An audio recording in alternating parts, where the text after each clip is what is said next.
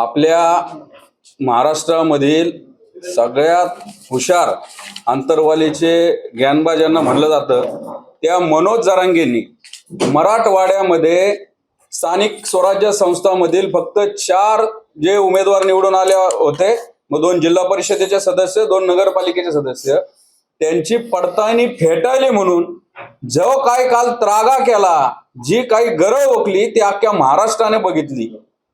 याच्यामध्ये मला खेद वाटतो की जो पराक्रमी आमचा मराठा बांधव आहे, मराठा समाज आहे, एवढे महापुरुष होऊन गेले, एवढे विचारवंत आहेत, एवढे मोठमोठे लोक आहेत, आणि या समाजाचा नेता कुठल्या भाषेमध्ये बोलतोय आणि कुणाला बोलतोय ते मी आवर्जून आता परत ऐकून दाखवायचंय मला।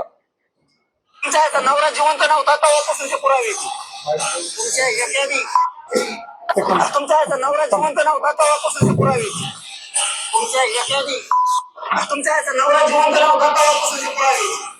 मला सांगा, मुख्यमंत्री देवेंद्र फडणवीसांना हा माणूस मनोज जरांगे आई माईवरनं शिव्या देतो।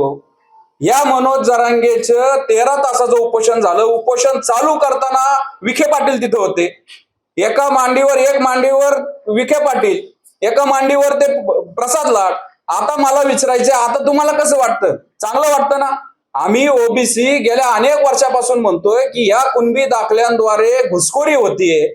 आता स्थानिक स्वराज्य संस्थांच्या निवडणुका झाल्या, हजारो ठिकाणी या ओबीसीच्या जागेवर, आरक्षित जागेवर हे असे बोगस दाखले या जरांगेंच्या दबावामुळे हे वाटले गेले, आणि तिथं हे बोगस दाखले घेऊन ओबीसीच्या जागा लाटल्या गेल्या। आता त्याच्या पडताळण्या चालू आहेत, आणि 4 कुठेतरी पडताळणीचे प्रमाणपत्र फेटाळले म्हणून हा मनोज जरांगे याला त्याला शिव्या देतोय, याला त्याला धमक्या देतोय।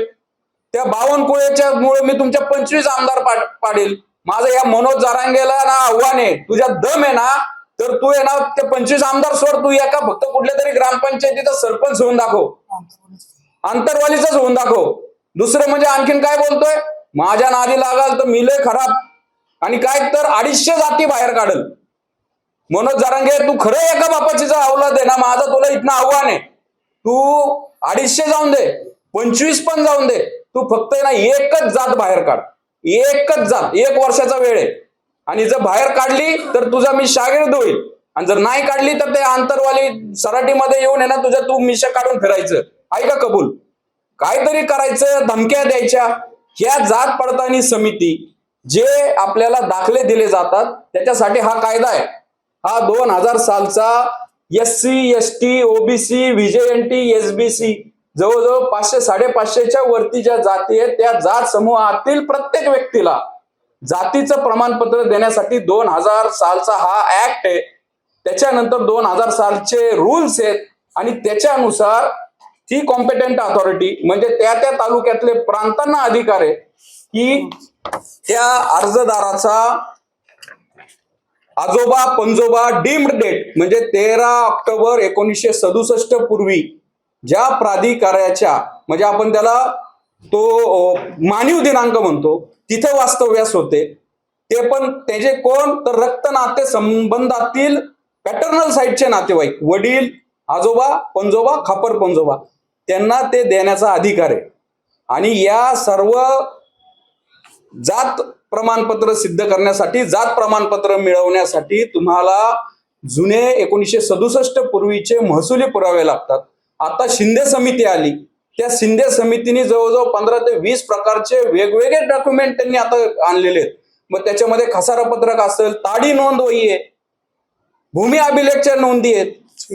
त्या नोंदीमध्ये जर तुमच्या कुणबीची नोंद असली तर ते तुम्हाला दिलं जाणार। ते ऍक्ट मध्ये आणि रूल्स मध्ये त्याच्यात अमेंडमेंट करून हे सगळं टाकले, आणि हा शहाणा म्हणतोय की या समितीने जे अवैध केले ते वैध करायचं, नाहीतर मी तुम्हाला दाखवतो। एवढा जातीवादी समाजसेवा अख्ख्या महाराष्ट्राने बघितला नसेल। याच्या डोक्यात इतकी जात भिनलेली आहे की एकनाथ शिंदे मराठा समाजाचे आहेत म्हणून आम्ही एकनाथ शिंदेला जीव लावला, अजित पवार मराठा समाजाचे आहे म्हणून आम्ही अजित पवारांना हे केलं, आणि आता तुमचं सरकार पाडतो। आम्हाला फडणवीसांबद्दल पण काही देणं घेणं नाही, आणि त्या बावनकुळ्यांबद्दल पण देणं घेणं नाही। त्याचं शल्य काय आहे ते सांगतो। गेल्या अनेक दिवसापासून आम्ही म्हणतोय, आमची ओबीसी मंत्रिमंडळ उपसमिती केली, मराठा मंत्रिमंडळ उपसमितीचे अध्यक्ष विखे पाटील जरांगे बसायच्या आधी तिथं हजर असतात. 12 ते 13 मीटिंग झाले त्या उपसमितीच्या. मग विद्यार्थ्यांचे प्रश्न असतील, त्या सारथीचे असतील, अण्णासाहेब पाटील महामंडळाचे असतील, या नोंदी शोधायच्या असतील, झट मागणी पक्ष आधीच बोललं की लगेच त्यांना आहे त्या हातात जाऊन तिथं एसओपी त्या मनोज जरांगेच्या हातात देतात. आणि आमचे बावनकुळे साहेब, तुम्ही अध्यक्ष आहात ना ओबीसी मंत्रिमंडळ उपसमितीचे, किती मीटिंग घेतल्या तुम्ही? मराठा समाज आता जरांगे 13 तासाचं उपोषण केलं. या जरांगेनी उपोषण केलं की जे काय 25-30 जणांनी दुर्दैवी आत्महत्या केल्या होत्या त्यांना 10-10 लाख रुपयाची मदत केली, सरकारी नोकरी दिली. ओबीसीच्या आरक्षणाच्या चिंतेमुळं ते 2 सप्टेंबरचा जे आल्यामुळं ओबीसीच्या 16 जणांनी आत्महत्या केली. गेल्या मागच्या महिन्यापासून आम्ही प्रत्येक मंत्र्याला जाऊन हे निवेदन देतो की आमची म्हणजे तुमची मराठा समाजाची लेकरं आणि आमची कोण? आमच्या विद्यार्थ्यांबाबत तुमच्याकडे सहानुभूती नाहीत का फडणवीस साहेब? आमच्यासाठी तुमचे जे मंत्रिमंडळ उपसमिती त्यांना मिटिंग नाही घ्यायची का? आमचं ओबीसीचं राजकीय आरक्षण सुप्रीम कोर्टामध्ये गटांगळ्या खातंय. त्याच्या आता 11 तारखेला हिअरिंग आहे. त्याच्या संदर्भात तुम्हाला करायचं नाही. मराठा संदर्भातल्या समाजाच्या संदर्भातल्या आरक्षणासंदर्भातल्या ज्या केसेस आहेत त्याला कोटी कोटी रुपये तुम्ही देता. आणि ओबीसीच्या संदर्भातलं आरक्षण राजकीय आरक्षण गेलं होतं ते आम्ही पुनर्प्रस्थापित केलं. त्याच्यासाठी तुम्हाला काही देणं घेणं नाही. त्याच्यामुळं हे सरकार या जरांगेला मांडीव घेतंय. आता सरकारचं असं झालंय की अवघड जागचं दुखणं आहे ते सांगता पण येत नाही आणि सहन पण होत नाही. कारण की या जरांगेला याच प्रसाद लाडांनी चोचले पुरवले. या कारखानदारांच्या या सगळ्या प्रस्थापितांचा तो नेता आणि मग हा काहीतरी करेल म्हणून त्याचे लाड केले. आता शिव्या खा. आमचं म्हणणं एकच आहे, या जरांगेनी जे आता दबाव टाकायचा प्रयत्न करतोय हे क्वाझी ज्युडिशियल बॉडी आहे, अर्धन्यायिक आयोग आहे, त्याला सिव्हिल कोर्टाचे अधिकार आहेत. सिव्हिल कोर्टाप्रमाणे प्रोसिजर चालती, तिथं सुनावणी होती, तिथं पुरावे दिले जातात, तिथं क्रॉस घेण्यात येते. आणि जर तुमचे वंशावळी आता त्यातलं मी तुम्हाला या जरांगेनी काल अख्ख्या महाराष्ट्राला येड्यात काढलं. त्या स्वाती शिंदे दहीहंडे यांच्या बाबतीत नक्की झालंय काय?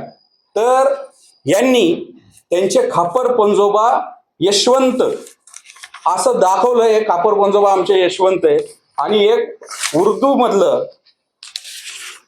मधलं एक फसली पत्रक आहे. त्या उर्दू लिपीमधलं जो लिप्यांतरकार आहे त्या लिप्यांतरकाराकडून यांनी लिप्यांतर करून घेतलं आणि त्या लिप्यांतरामध्ये नाव आहे. आणि मग जे तक्रारदार होते त्या तक्रारदारांनी त्यांना ज्यावेळेस हे निदर्शनास आलं दुसऱ्या एका लिप्यांतरकारांकडून लिप्यांतर करून घेतलं. त्या लिप्यांतरामध्ये तिथं नाव आहे, जे खरं लिप्यांतर आहे ते हनुमंता पी शहाजी भागीदार पोलीस पाटील असं त्यांनी केलंय. आणि ह्या ज्या दहीहंडे ताई आहेत यांनी जे लिप्यांतर केलं त्या लिप्यांतरकारांनीच मोठी चूक केली, जाणून बुजून केलं ते. आणि तिथं यशवंत दाखवलं आणि तो यशवंत म्हणजे आमचा खापर पंजोबा. हे असलं बोगसगिरी करून मिळवलेलं प्रमाणपत्र फेटाळलं तर समितीने काय वाईट केलं?